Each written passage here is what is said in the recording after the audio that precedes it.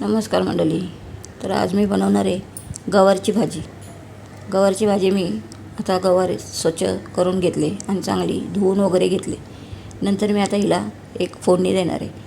फोडणीसाठी मी कढई गरम करून तेल गरम केलं. त्याच्यामध्ये 1 चमचा जिरं आणि पाव चमचा हिंग घातलं. ते चांगलं तडतडलं की पटकन त्याच्यामध्ये गवार घालून घ्यायची, जेणेकरून त्याचा जो धूर असतो फोडणीचा तो त्या गवारला चांगला लागला जातो. नंतर याच्यामध्ये मी अर्धा चमचा मीठ घालून हे मिक्स करून ह्याच्यावर 5 मिनटं झाकण ठेवून घेतले. 5 मिनटानंतर झाकण काढून ही गवार चांगली हलवून घ्यायची आणि नंतर मग मी ती गवार काढून घेणार आहे. आता ही 50-60% चांगली शिजली गेली. आता मी ही काढून घेते. नंतर त्याच कढईमध्ये मी तेल गरम करून 1 चमचा मोहरी घालून घेतली. मोहरी चांगली तडतडली की मग त्याच्यामध्ये 10-12 लसणाच्या पाकळ्या ठेचून घालून घ्यायच्या. लसणाच्या पाकळ्या आणि हिरवी मिरची, 4-5 हिरव्या मिरच्या आणि 7-8 कढीपत्त्याची पानं ते घालून घेतले. मी हिरवी मिरची मध्ये चिरले.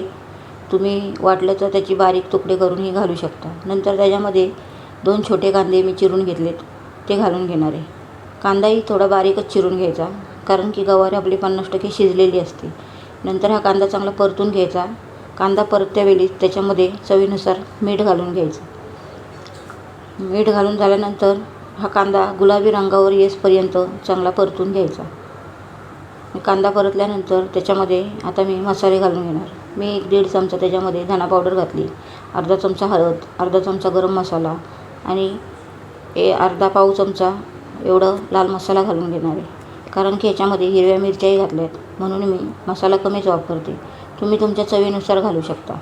आता हे सर्व घातल्यानंतर मी एकजीव करून घेणार आहे. हे सर्व साहित्य एकजीव झाल्यानंतर याच्यात थोडीशी कोथिंबीर बारीक चिरून घालून घ्यायची. कोथिंबीर फोडणीमध्ये घातली ना की त्या भाजीला खूप छान टेस्ट येते. नंतर याच्यामध्ये 1 टोमॅटो बारीक चिरून घालून घेणार आहे. टोमॅटो वगैरे घातल्यानंतर हे सर्व मसाला एकजीव करून घ्यायचा आणि जी गवार वाफ लावून ठेवली होती ती याच्यामध्ये घालून घ्यायची. गवार घातल्यानंतर मग ही भाजी चांगली एकजीव करून घ्यायची.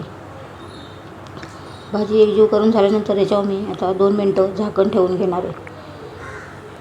2 मिनटानंतर हे झाकण काढून ही भाजी परत एकदा चांगली मी मिक्स करून घेणार आहे. भाजी चांगली मिक्स करून झाल्यानंतर ह्याच्यामध्ये थोडंसं ओलं खोबरं घालून घ्यायचं. ओल्या खोबऱ्याने भाजीला खूप छान टेस्ट येते.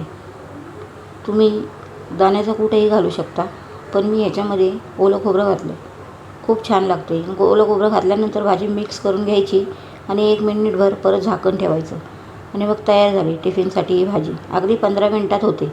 अशा प्रकारे एकदा नक्की बनवून बघा. रेसिपी आवडली तर लाईक, शेअर, सबस्क्राईब करा. धन्यवाद.